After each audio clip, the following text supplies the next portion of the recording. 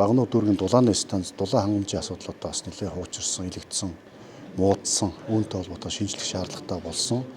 Энэ дулааны станцын шинжилсэн зураг төсвийг бас хийлгэж байгаа юм байна. Тэгэхээр ганцхан дан дулааны станц байх уу? Улсын төсвийн хөрөнгө оруулалтаар хийх гэж тийм үү? 3, 4 жил, 5 жил цуулж тийм үү хийх үү?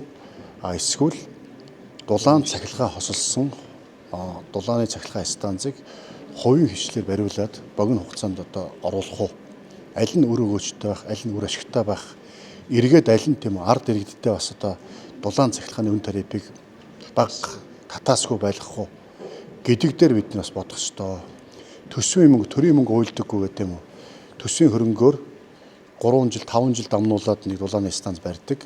Дараад нь ашигтай ажиллахыг шаарддаг, ашигтай ажиллаж чадахгүй, ашигтай ажиллахын тулд иргэд хэрэглэгчдээс маш өндөр дулааны төлбөр авдаг. Ийм явах уу? Эсвэл хэрэглэгчдээс бага төлбөр аваад дандаа алдагдaltaй ажилладаг ийм төсвийн хөрөнгөөр барьсан станцтай болох нь зөв үү?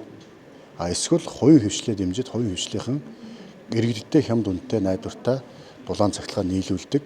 Төсвөөс төрөөс мөнгө гардаггүй.